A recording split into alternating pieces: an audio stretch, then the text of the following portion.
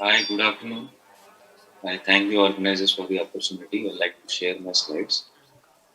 Please let me know if the slides are visible. Yes, sir. It's visible. Thank you. So,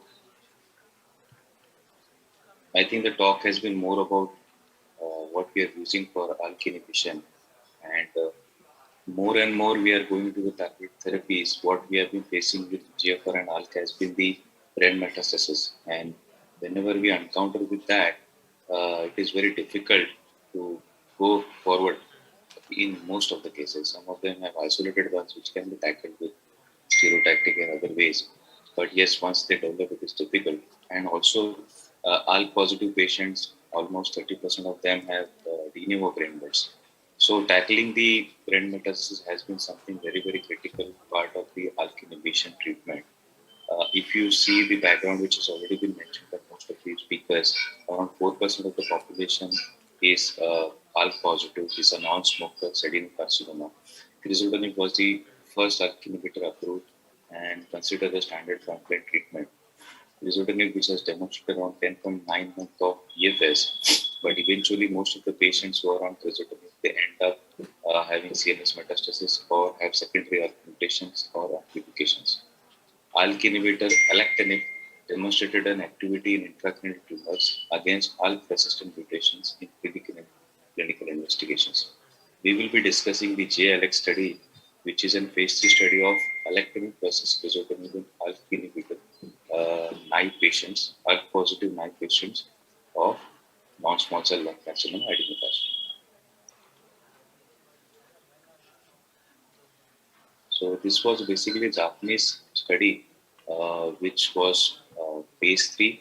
And if you see, there are more than all patients were more than 20 years of age were enrolled, and they were randomized to receive alectinib versus crizotinib till the disease progression of unacceptable toxicities. The intention to treat population was almost similar, with brain metastasis considered on day one. Around 13% of the elected have had brain mets, whereas crizotinib was having 27% of those. The median progression-free survival data from JLS, which was previously reported, now the OS analysis now, showed a significant PFS advantage when compared to crizotinib. It was around 34 versus 10.2 months. The OS in the intention to treat is not much of change. You see, it is almost similar. In total, 83 deaths events occurred in 42% in alectinib arm and 41% in the crizotinib arm. Superiority in OS was not demonstrated in the final analysis, and the median OS was not reached in both arms. What are the subsequent line of treatment? This has been always a discussion whenever we have been using the second line ALK inhibitors, may it be alectinib, may it be brigatinib. In the crizotinib arm, 91% patients received first subsequent anti-cancer treatment compared to 46% in alectinib arm. Alectinib was administered in almost 78% of patients with crizotinib arm, whereas only 10.7% of patients in alectinib received crizotinib. So there was a significant crossover, and alectinib was almost given to 80% of the patients who were on crizotinib arm. ALK inhibitors were administered 82% in patients of crizotinib arm and 25% of the patient in alectinib arm. The most common treatment received in alectinib arm, other than the ALK inhibition, was pemetrexed, which was 12.6%. The time from intervention to first change in treatment, if you see, the crizotinib arm tended to change the treatment earlier. So there were earlier relapses then compared to the alectinib arm.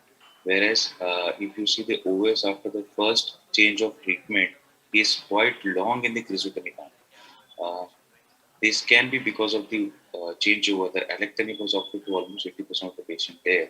So here, something which we are discussing about the sequencing can be considered. Conclusion which comes from the this part of the study is this final OS analysis of JLX prolongation of OS in alectinib was not observed. So there was not a significant OS change in terms of alectinib versus crizotinib. However, the median OS has not been reached. The OS result may have been confounded, as we said, because of the crossovers of alectinib to the crizotinib arm. The global ALEC study which was done showed a significant PFS advantage compared to crizotinib. When alectinib was used, it was showing around, even the OS advantage was shown around 62.5% versus crizotinib, which was 45.5%.